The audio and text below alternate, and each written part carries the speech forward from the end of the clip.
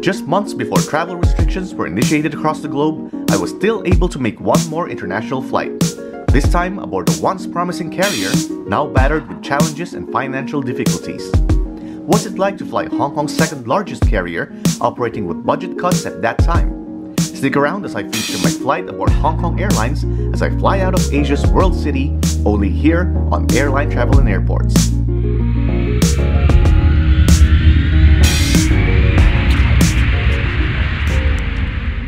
I'm checking in for my last international trip for the year 2019. I could have taken other carriers, but Hong Kong Airlines is known to offer the best low fares even during holiday season. Check-in was quick and I was off to Hong Kong International Airport's midfield concourse, which passengers like me can only reach through its airport's underground train. Like in many airports I've been to, I always get distracted by shops selling collectibles like these model planes. Yes, they have these kinds of shops here, and surprisingly, many of the items are on sale despite the season of gift giving. Although tempting, well, I thought I can get those elsewhere and just went on to view the real thing. Yep, I savored my time to do a bit of plane spotting. It's holiday season, and people are eager to go home, standing in line even before our plane made it to our assigned gate. Picking us up is an A330 aircraft, wherein shortly, boarding commences, giving me a sigh of relief that this struggling airline isn't doing any cancellations or changes to its flight schedule as it lately did in some of its flights. Hong Kong Airlines has been in bad shape the past few months, with Asia's World City battered by political and social unrest affecting this airline's business and revenue. It's been reported that at some point, the airline couldn't pay their employees on time, and with that in mind, all I can do is acknowledge the effort of the airline staff as they continue to humbly provide efficient service to their passengers. Despite the challenges, Hong Kong Airlines is committed to keep flying, taking advantage of the holidays with thousands of bookings on the line. Hong Kong Airlines is known to offer very cheap fares that travelers oftentimes mistake it as a budget carrier. In fact, it's a full-service airline, having business-class seats and in-flight service that include meals and other amenities, along with in-flight entertainment.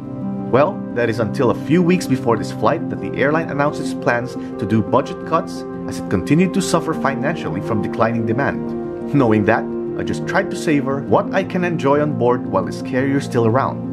And that begins with exploring what features my seat has and what stuff I can find that can entertain me in this 2-hour flight to Manila.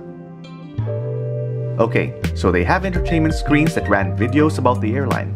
Unfortunately, that's all to it, as the airline already suspended in-flight entertainment as part of their cost cutting. So what's there to do? Explore my seat pocket, alright? With no newspapers offered due to budget cuts, reading materials limited to my seat are available, like this airline's in-flight magazine Plus 852. And we have this airline safety card, well illustrated and printed in a plastic sheet. And we have Sky Shop, which features in-flight duty-free products and other fancy stuff sold on board. Finally, it's the usual thing you'd find in almost all airplane seat pockets, an air sickness bag which I hope I'd never use.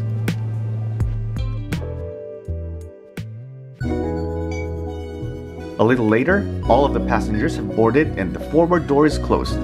Safety demo shortly follows as performed by crew members, and we were then taxiing to our assigned runway, passing by a magnificent view of planes parked next to each other. Crew members go around the cabin to perform another safety check as our aircraft continued to roll out. By then, cabin lights are dimmed to help passengers adjust to the light outside, which also helps as I get to view planes better. A little longer and we finally reach the runway, and the sound of this A330's roaring engines are heard. We're cleared for takeoff and we're good to go.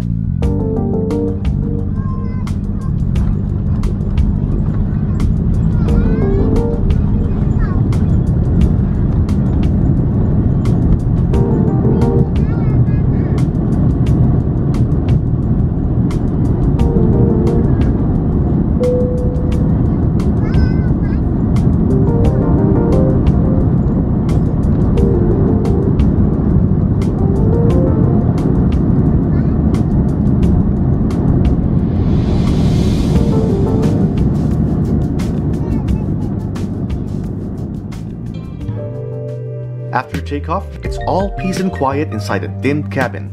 Exactly what I need after all the hustles and bustles of preparing for a flight this evening. This is the part where I can now recline my seat and perhaps close my eyes for a moment of rest, until we got to a certain altitude that cabin lights are switched on and a fellow passenger with a connecting flight from the US starts a conversation. We have Mom Corazon. She's a teacher in Las Vegas. Hi. Hello. She's part of the vlogs now. Pareho pa kaming red. And this is good luck. Oo nga. So, hello. Hello to our students in Las Vegas. I'll be subscribing as soon as I get on. Yeah, thank you. Seatbelt signs turned off, signaling an opportunity to stand up and walk all the way to the back to further explore the cabin. Yup, that's how restless I am aboard carriers I'm flying on for the first time.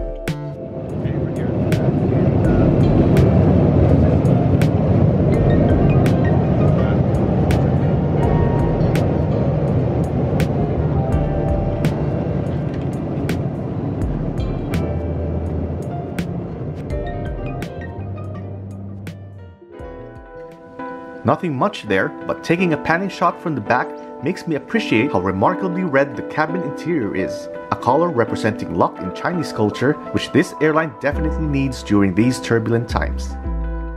One thing I noticed is that there are no more pillows or blankets provided, and that IFEs don't show any movies. These are some of the onboard service adjustments that the airline has taken to drastically reduce costs. With all the cost-cutting measures, I just felt sad how carriers like this with so much potential can suddenly fall victim to uncontrollable situations.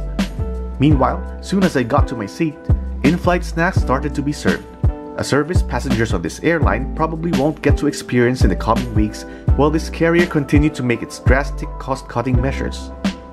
Grateful, I can only appreciate that there's still sandwiches handed out for now, than nothing at all. Is there a choice? Just chicken. Thank you. Thank you. Be careful, it's hot. Water. Okay. Thank you. Thank you. Yeah, got Water. Served halfway into our flight, both me and my fellow traveler can simply enjoy and appreciate this simple treat, a warm chicken sandwich and a glass of water.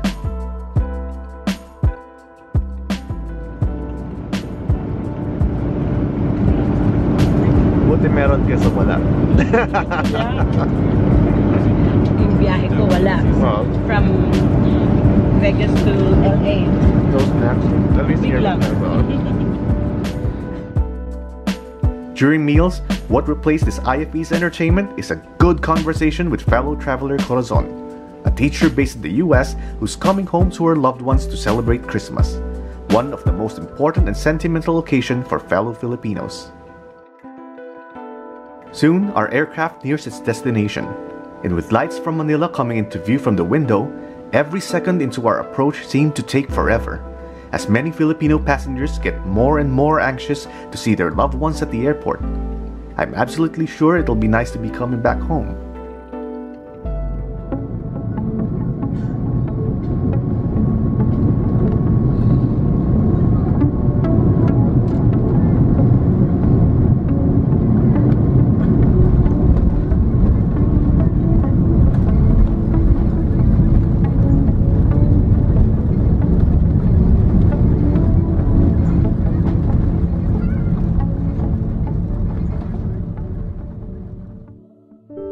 As mentioned, this is my last international flight for the year, not knowing then the uncertainties and challenges both travelers in the airline industry will be facing the following year. As we taxi to Terminal 1, I reflect on my experience with Hong Kong Airlines. Overall, service isn't so bad, but what lingered was a thought that a very promising airline can easily be taken down to the brink of collapse over uncontrollable events. Although last-minute funding was recently made to allow them to continue operating, unforeseen events the following year, such as the coronavirus pandemic, has led to even more desperate measures, that it began suspending flight operations and slashing a chunk of its workforce, a very difficult decision that has affected other carriers across the globe. Personally, I know what it feels like to lose a job, based on my experience, and my heart goes out to all the employees in the airline industry who have been severely affected by cost-cutting measures, be it on this airline or other carriers.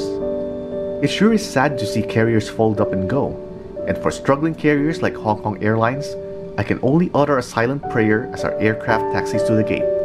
I know it doesn't cost much to hope for a miracle, and with it, I stand with all the people in support to each of them as we all go through these difficult times. I believe we'll all pull through someday soon.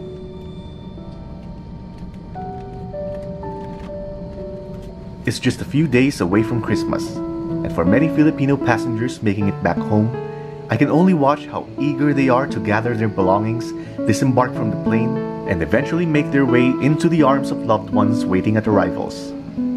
It sure gives me a feeling that I too have been gone from home for years, when I've only been gone for a few days. But one thing's certain, an odd feeling creeps up whenever I pass through Manila's premier international airport. If the walls of this terminal can talk, I'm sure it has lots of stories to tell, as it has witnessed emotional moments from passengers leaving their friends and family behind to depart for places with better opportunities. Alright, we finally arrived in Manila. So we have lots of fellow Filipinos on board the A330 aircraft. Yun, so thank you guys for watching, and we'll be passing through immigration in a while. Hope to see you in the next vlog. So don't forget to comment, and be sure to always comment para makilala ko kayo. Thank you for watching. Bye-bye. Finally back home, this is Mitch Young at Manila International Airport. Thank you for watching.